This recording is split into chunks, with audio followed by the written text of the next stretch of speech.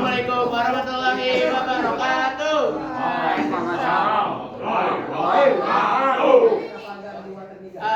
Perkenalkan, kami dari kelompok 2. Kami akan membawakan wirausahaan muda, yaitu Bapak Menteri kita, yaitu Nadiem Makarim, sekaligus pemilik perusahaan Gojek. Sebelumnya izinkan kami memperkenalkan anggota kami terlebih dahulu, yaitu ada saya Tepung memperkenalkan nama. Saya Farah Sabila, saya Zatira Nisyaramania, saya Basoleh Reza. Oke.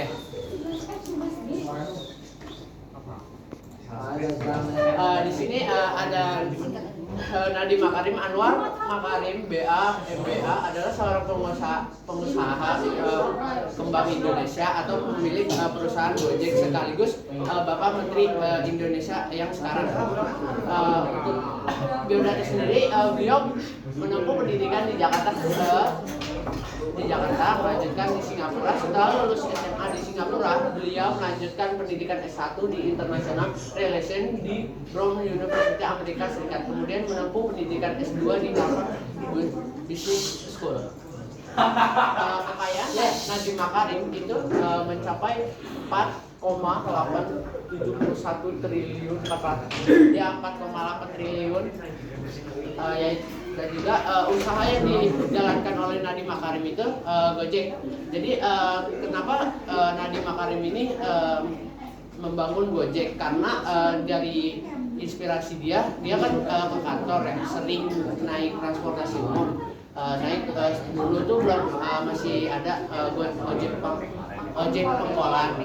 Jadi karena dari situ dia pikir orang ngabisin waktunya cuma buat mangkal, mending dia bikin aplikasi yang bisa bikin orang itu nggak harus mangkal di situ terus, jadi bisa cari kemana-mana sambil nyari uang.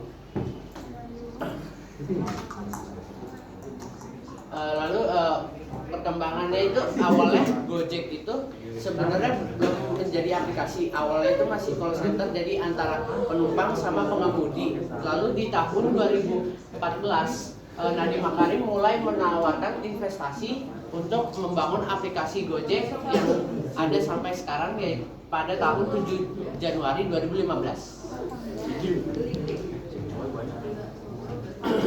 Nadiem Makarim mengekspansikan ekspansi itu semacam kayak suatu kegiatan yang dilakukan untuk membuat hal yang dimaksud menjadi meningkat lebih besar gitu. Nah, selain layanan investasi, Gojek juga memperluas portofolionya, yaitu dia kayak menghadirkan GoFood, GoPay, GoMart, GoClean, dan berbagai layanan lainnya. Terus ada akuisisi itu kayak dia narik perusahaan lain buat masuk ke perusahaan itu, ngalihin perusahaannya gitu loh. Jadi perusahaan luar itu dipimpin sama Gojek gitu.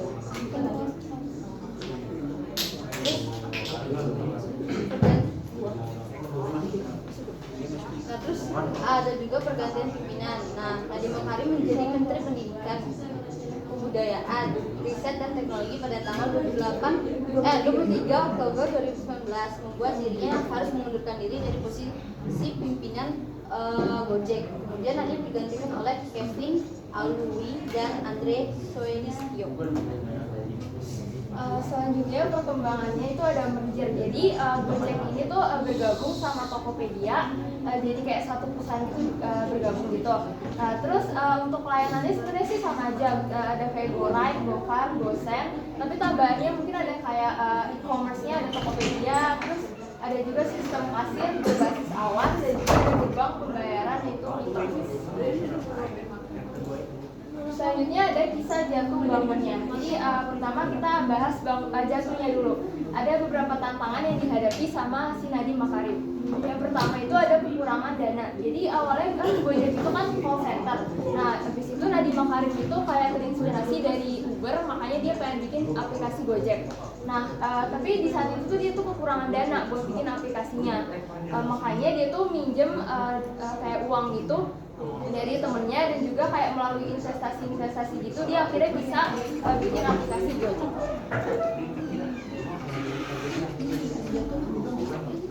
lanjut, ini masih jatuh dari Nadiem Makarim.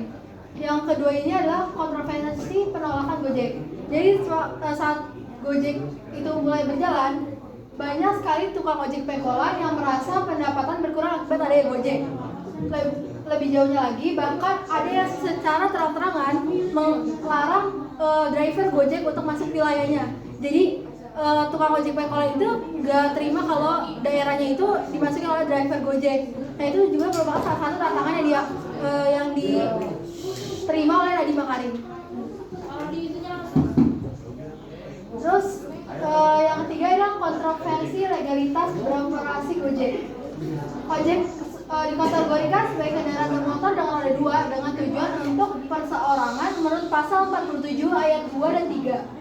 Kendati demikian, pasal tersebut diduga dilanggar oleh aktivitas Gojek adalah pasal 137 ayat 1 dan 2 Undang-Undang 2009 yang menetapkan bahwa kendaraan roda 2 atau sepeda motor hanya dapat digunakan untuk angkutan orang dan barang dan tidak dapat digunakan sebagai angkutan umum. Dan ini menjadi salah satu kontroversi di mana Nadiem Makarim pernah hampir dituntut gara-gara melanggar pasal undang-undang.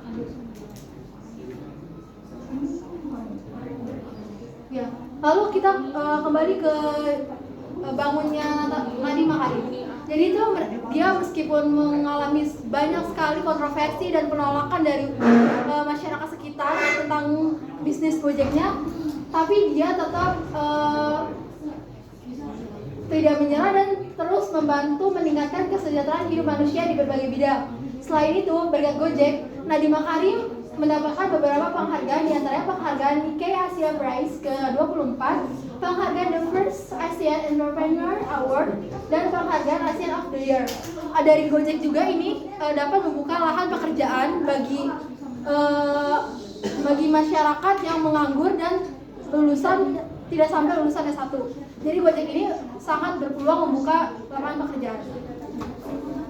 Oke, di sini ada quotes dari Nadiem Makarim. Yang isinya adalah momentum adalah hal yang tidak kekal, selalu naik dan turun. Jika kamu tidak menangkap momentum itu, di saat terbaiknya kamu akan kehilangannya. Thank you guys. Oke, kami membuka sesi pertanyaan. Dua. Oke, Jevin silakan. Oke, tadi tentang Nadiem Makarim,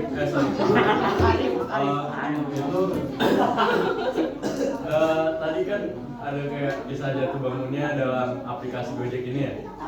Secara resikonya juga besar banget. Kayak Gojek pasti ada lawannya Grab gitu, kan?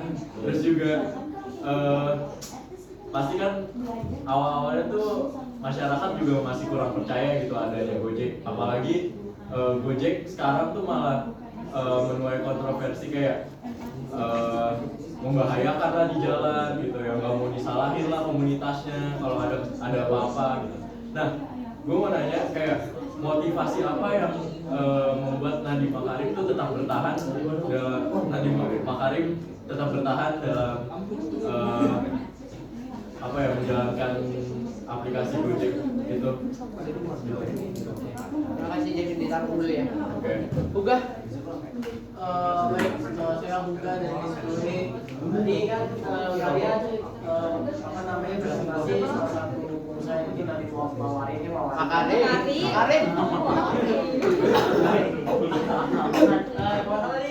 Saya sebenarnya kalau bicara ada satu video tentang kontroversi yang dimana tukang ojek pengkolan ya, ojek itu tuh nggak suka sama ojek karena itu kan di bagian kan dijelasin tuh kalau misalnya tukang ojek itu nggak suka karena merasa bahwa pendapatannya itu berkurang akibat adanya ojek. Nah, saya pengen nanya sih, sebenarnya agak simpel juga dengan kontroversi ini, apa sih upaya Nadiem Makarim biar tentang kontroversi ini, upaya itu apa, kayak apakah cara inilah begitu, gimana sih? Paham nggak maksudnya? Jadi dia tuh kayak upayanya tuh supaya biar kontroversi ini selesai. kita ya ribut doang. Ya udah. Nah.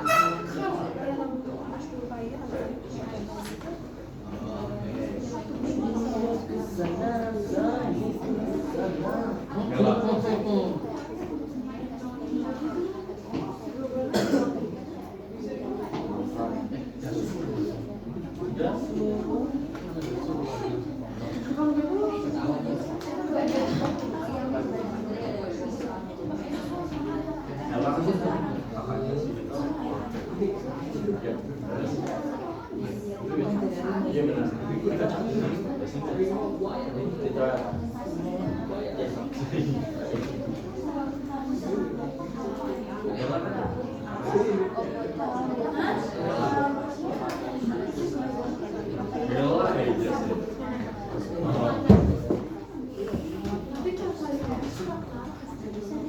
I think boleh terus mungkin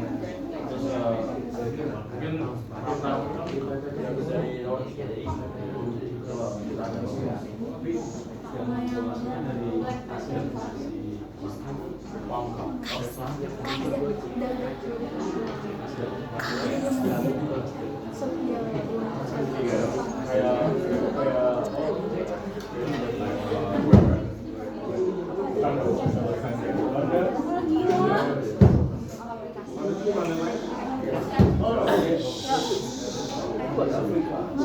Oke, kami akan menjawab pertanyaan Jevin dulu. Tadi Jevin nanya apa upaya yang dilakukan oleh Nadiem Makarim di saat Gojek ini banyak saingannya seperti Grab dan Uber ya. Ya silakan dijawab Belva. Jadi untuk supaya dia tetap kayak eksis sampai sekarang itu, Gojek itu kayak tadi kan katanya akuisisi perusahaan lain. Jadi supaya dia tuh kayak punya fitur-fitur yang kayak menunjang kehidupan yang sampai sekarang. Contohnya kayak tadi kan jadinya ada e-commerce-nya, ada Tokopedia, terus abis itu dia ada kayak GoPay kan buat kayak pembayaran digital yang ada aplikasinya sendiri. Terus habis itu dia juga ada Mukapos yang sistem kasih berbasis awan, dan juga ada gerbang pembayaran yaitu Mitra. Apa kata dia? Terima kasih. Oke, di sini saya akan menjawab pertanyaan Uga. Uga tadi nanya bagaimana upaya dari Nadiem Makarim agar kontroversi penolakan Gojek oleh tukang ojek pengkolan itu dapat diselesaikan. Jadi yang pertama dilakukan Nadiem Makarim adalah mengarahkan semua driver Gojek untuk bersosialisasi dengan ojek pengkolan. Jadi itu Gojek ini membuat sosialisasi pengajakan. Jadi tukang ojek pengkolannya itu diajak untuk jadi driver Gojek dengan cara yang pertama Gojek akan memberikan fasilitas pengajaran tentang bagaimana cara memakai handphone untuk driver. Terus juga Gojek menyediakan motor kan, ya pinjaman motor untuk ojek pengkolan. Jadi lambat lautnya waktu akhir-akhir ini semakin terus berjalannya sosialisasi ini mengakibatkan banyak sekali tukang ojek pengkolan yang pindah menjadi driver ojek online Gojek. Nah terus juga Gojek ini membuka lapangan pekerjaan di saat pandemi COVID-19 karena dalam grafik penaikan driver Gojek meningkat pada saat pandemi COVID-19 karena banyak sekali pekerja kantoran atau pabrik yang ter-PHK. Akhirnya memilih menjadi driver ojek untuk membutuhi kehidupan, mencukupi kebutuhan hidupnya. Oke, apa terjawab bukan? Ya, terima kasih.